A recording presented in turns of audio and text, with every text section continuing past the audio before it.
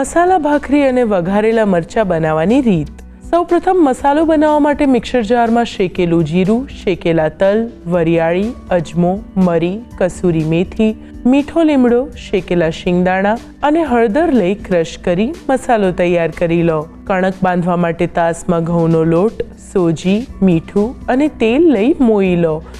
મુઠ્ઠી પડતું મોણ થાય એટલે તેમાં તૈયાર કરેલો મસાલો ઉમેરી મિક્સ કરી તેમાં પાણી ઉમેરતા જઈ કઠણ કણક તૈયાર કરી 15 થી 20 મિનિટ માટેનો રેસ્ટ આપી દો।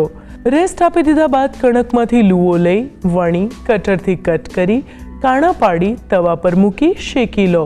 ભાખરી શેકાઈ જાય એટલે ઘી લઈ ભાત પડે ત્યાં સુધી બંને બાજુથી સરસ શેકી ભાખરી તૈયાર કરી લો।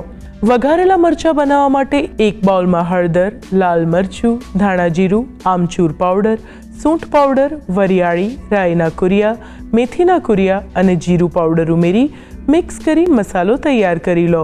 એક પેનમાં તેલ ગરમ કરી લીલા મરચાં, હિંગ અને મીઠું લઈ થોડીવાર માટે સાંતળી તેમાં તૈયાર કરેલો મસાલો ઉમેરી વઘારેલા મરચાં તૈયાર કરી લો।